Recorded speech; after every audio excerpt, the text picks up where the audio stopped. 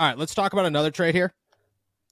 Pro Football Network, I believe, Yes. Pro Football Network, tossed out a trade proposal for the Pittsburgh Steelers saying, hey, why not get rid of Dan Moore Jr.? Everybody knows that you're probably going to get rid of Dan Moore Jr. But the trade that they tossed out here, I don't know if everybody's sold on. Their ideal situation, a place where they see this working out the best for both sides, is a trade with the Washington Commanders for a conditional 2025 sixth round pick. That, in their words, they say, quote, the Commanders will give 76th overall pick Brandon Coleman a chance to start at left tackle. They may want to bring in more depth, especially with the rookie quarterback and Jaden Daniels under center. Washington could contact the Steelers, who are overflowing with offensive line options after using 3 picks on O-line in 2024. With Troy Fautanu and Broderick Jones, Steelers' last 2 first-round picks, poised to start at tackle, Moore could be on the move as he enters his final season of his rookie contract. You hear conditional 6th-round pick for Dan Moore Jr., a guy that I don't think everybody's super high on, but I don't know how low they are either. I mean, your thoughts? Yeah, this is kind of like he's our guy, so we can talk down about him, but you can't say that about him. Like, Yeah. Dan Moore is so much better than a conditional 6th-round pick, man. Like, that's if I'm the Steelers, I'm not giving up a fairly valuable backup option for a conditional 6th-round pick, one that, I would say in all likelihood probably gets demoted to a 7th-round pick at some point. So it's this trade does not make sense for the Steelers. I feel like the Commanders would love it, but you have a tackle with starting experience at worst. I believe Dan Moore is still on his rookie deal, on the last year of his rookie deal. Not like he is worth it or costing you a ton of money. Excuse me. So I don't think. I think Dan Moore, as much as I might not have a ton of faith in him, as much as I think Troy Fautanu is the guy, he's going to be your starter. He's going to surpass him. Dan Moore's worth more than that. This is a little undervaluing Dan Moore here, and I don't think it makes sense for the Steelers. Even if you don't think that he is all that great, he's worth more than this, and this doesn't really make as much sense for the Steelers. No, I think there's zero chance the Pittsburgh Steelers would give up Dan Moore for anything less than a 4th-round pick. Like, I just don't. Maybe a 5th, depending on the team. But if Carolina called and said, hey, we need Dan Moore, like, all right, sounds good. Like, chances are that's the 32nd pick or the 33rd pick or whatever in the 4th round. It's pretty much a 4th-round pick. 6th-round pick just doesn't make any sense. Like, what are you giving up Dan Moore for? A draft pick that you're going to take a flyer on that chances are isn't going to work out. You're getting Ryan Watts. Like, no, not a move that I think anybody would be super excited about.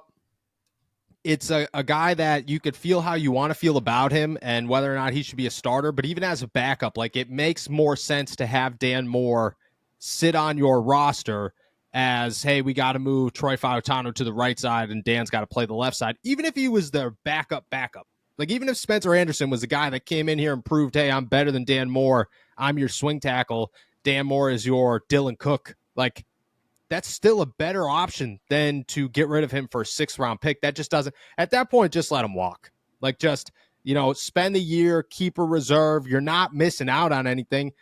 For a 6th-round pick, I mean, that's like almost nothing. Again, if it was a 5th-round pick, maybe you consider it.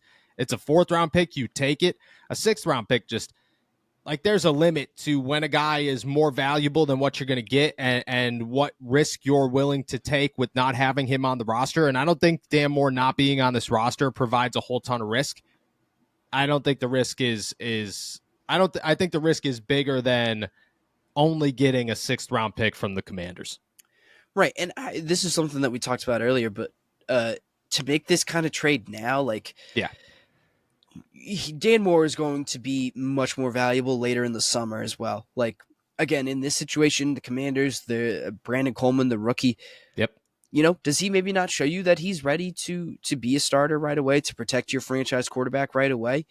Dan, we really need Dan Moore to step in here. Dan, we really need a starting caliber left tackle. So the idea that the Steelers would not only give up a valuable backup, but also, only get that kind of return for someone that they could just hold on to, someone whose value is only going to appreciate over the course of the summer, that makes no sense either. It's the kind of thing where you should hang on to Dan Moore maybe longer than you think you should, just because he's worth more to you as an asset in house than he is than a future 6th round pick, than a future day 3 pick. Yeah, and especially right now, just like you said, like what if Troy Fautanu doesn't work out? What if you deal with an injury? What if Yeah, a billion things could happen? Like to give up something for nothing right now makes absolutely zero sense.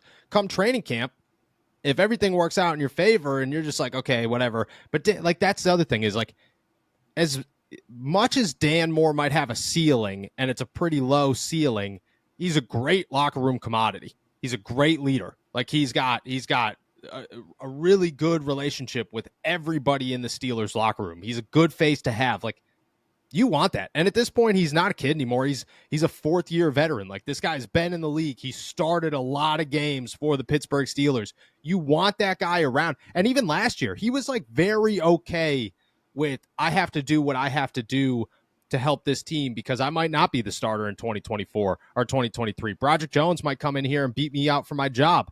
And if that's the case, then I got to be able to play both sides of the line.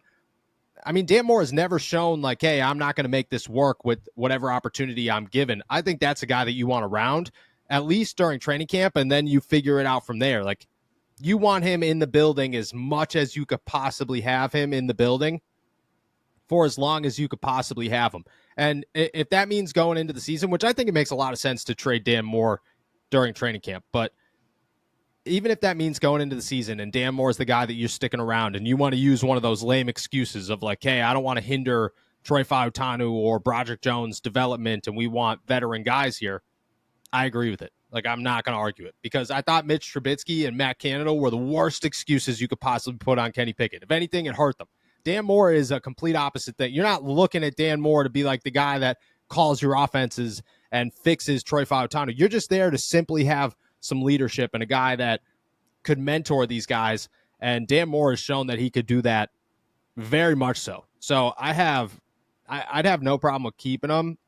I would not give him up for, like, you're not giving up that type of leadership and that type of veteran experience for a 6th-round pick. It's just not. There's like no chance it's happening. No chance.